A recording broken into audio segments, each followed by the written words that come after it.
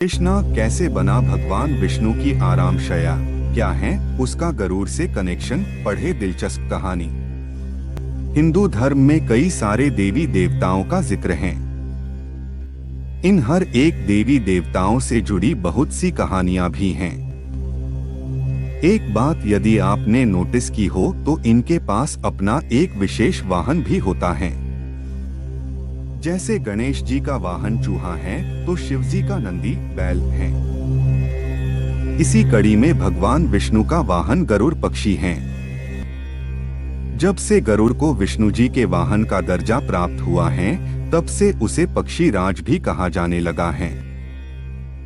वैसे गरुड़ के अतिरिक्त भगवान विष्णु का एक और वाहन है जिस पर वे भ्रमण तो नहीं करते लेकिन आराम जरूर करते हैं। आपने विष्णु जी की कई ऐसी तस्वीरें देखी होगी जिसमें वे शेषनाग को शया बनाकर उस पर आराम कर रहे होते हैं। ऐसे में क्या आपने कभी सोचा है कि आखिर भगवान विष्णु ने अपनी शया के रूप में शेषनाग को ही क्यों चुना? दरअसल इसके पीछे एक बड़ी ही दिलचस्प कहानी है जो आज हम आपको सुनाने जा रहे हैं। दक्ष प्रजापति की कद्रू और विंता नाम की दो बेटियां थीं। उन्होंने इन दोनों का ही विवाह कश्यप ऋषि के साथ किया था। शादी के बाद कद्रू ने अपने पति कश्यप ऋषि से वरदान में 1000 नाग पुत्रों की मांग की, जबकि उनकी दूसरी पत्नी विंता ने सिर्फ 2 तेजस्वी पुत्र मांगे। इसके बाद कद्रू ने 1000 अंडे दिए जबकि विंता ने सिर्फ 2 अंडे दिए। कद्रू के अंडे पहले फूटे और उसमें से 1000 नाग पुत्र पैदा हुए।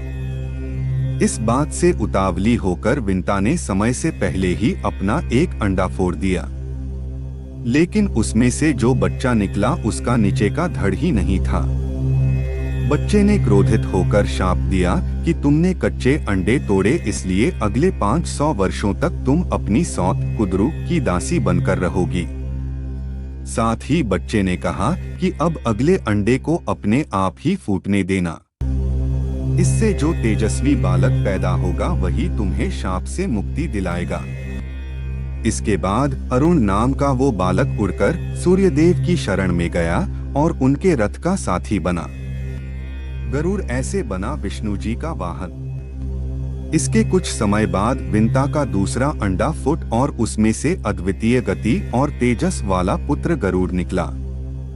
एक बार कद्रू ने गरुड़ को आदेश दिया कि तुम मेरी दासी के पुत्र हो, इसलिए मेरे बेटों को घुमाने ले जाओ। पहले तो गरुड़ को गुस्सा आया, लेकिन फिर उसने सौतेली माँ की बात मान ली। नाग पुत्रों को घुमाते हुए गरुड़ ने उनसे कहा कि तुम मेरी माँ को शाप से मुक्ति दिलवा दो।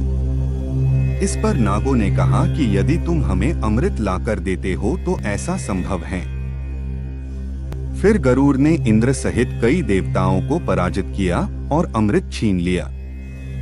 गरुड़ की वीरता से प्रसन्न होकर इंद्रा ने उनसे दोस्ती की और अमृत ना ले जाने को कहा।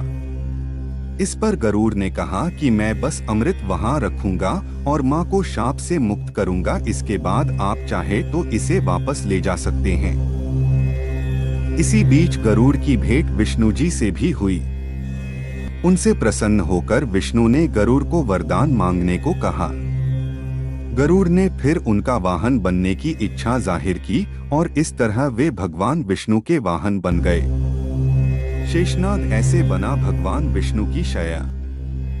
गरुड़ ने अमृत लाकर अपनी माँ विंता को शाप से मुक्त कर दिया।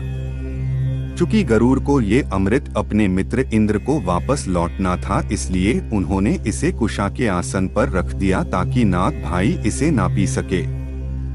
बाद में जब सर्प आए तो उन्होंने अमृत पीने के चक्कर में कुशा को चाट लिया, जिससे उनकी जीभ फट गई। जब उनकी माता कुदरू को इस बात का पता लगा तो उसने क्रोधित होकर उन्हें शाप दिया कि तुम गरुड़ पक्षी का भोजन बनोगे। अहंकारी सांपों ने माँ के इस शाप की परवाह नहीं करी, लेकिन उनमें एक शेषनाग नाम का सांप भी था। उसने कठोर ताप कर ब्रह्मा जी को अवतरित किया। जब ब्रह्मा ने वरदान मांगा तो शेषनाग ने कहा कि मेरे भाई सांप मूर्ख हैं, मैं उनके साथ नहीं रहना चाहता हूँ। वे गरुड़ को दुश्मन मानते हैं, जबकि वो तो मेरा ही भाई है।